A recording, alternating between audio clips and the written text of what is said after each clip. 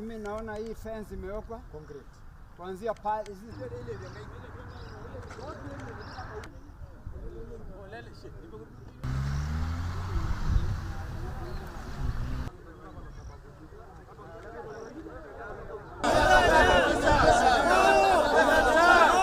kumekuwa na mambo ya uwizi ya land, na leo tumekuja hapa kusema hatutaki na tumekataa.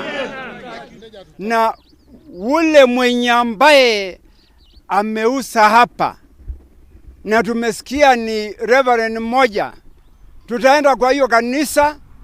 Sisi wote wanachama wa makanisa zaidi ya 30 tutakiwa hapo Sunday, na tutamtoa hata yeye nje kwa sababu hawezi kuleta uisi hapa. So what our main concern right now is who sold this land, and yet it is a public land with absolute ownership by the state.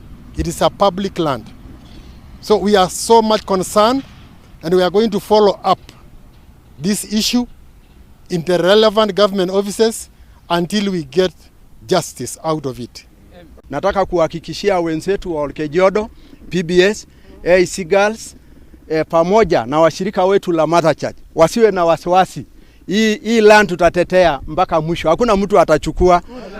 Tunaambia investors walio danganywa hapa wawe waangalifu, kwa sababu hii shamba ni ya kanisa na hizo mashule ambayo nimetaja.